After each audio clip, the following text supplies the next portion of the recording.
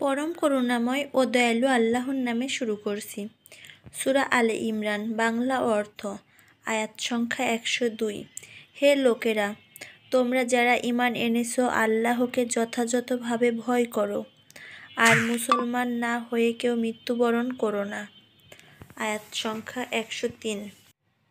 আর তোমরা সবাই একত্রে আল্লাহর রজ্জুকে শক্তভাবে ধরো, বিচ্ছিন্ন হয়ো না। তোমাদের প্রতি আল্লাহর নিয়ামতকে স্মরণ করো, যখন তোমরা ছিলে পরস্পর শত্রু।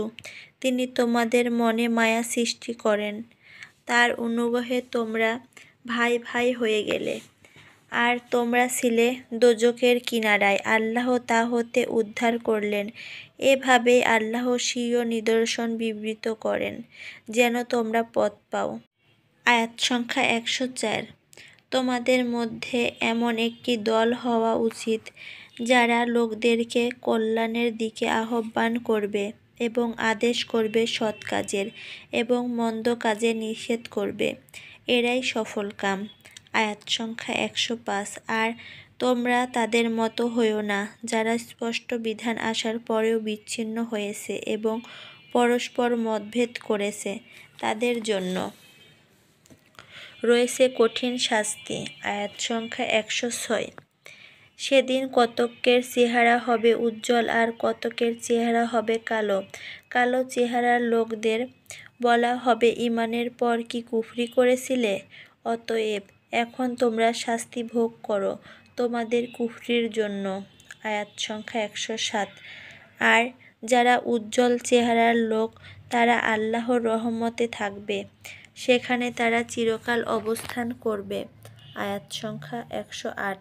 এটা আল্লাহর আয়াত, যা সঠিকভাবে তোমাদের নিকট পাঠ করি। আর আল্লাহ চান না বিশ্ববাসীর প্রতি জুলুম করতে। আয়াত সংখ্যা 109। আকাশ ও পৃথিবীর যা কিছু আছে সবই আল্লাহর, সকল ব্যাপারে আল্লাহর কাছেই পেশ করা হবে।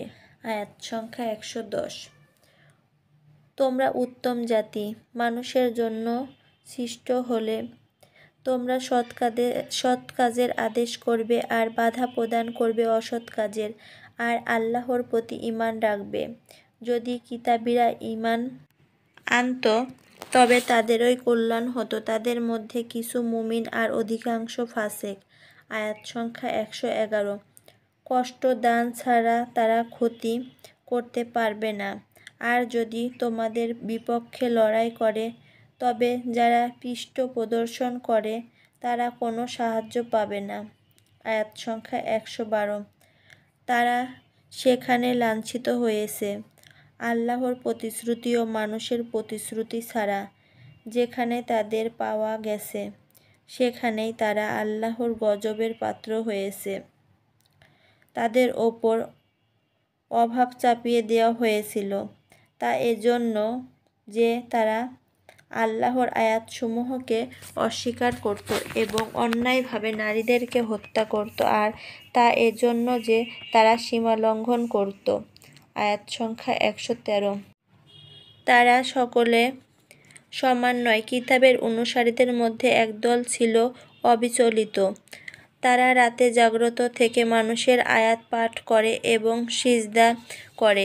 আয়াত সংখ্যা 114। তারা আল্লাহর প্রতি ও পরকালের প্রতি ঈমান রাখে। তারা সৎ কাজের আদেশ করে আর মন্দ কাজে বাধা প্রদান করে।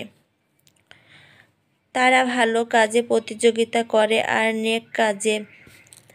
তারাই পুণ্যবানদের অন্তর্ভুক্ত হবে।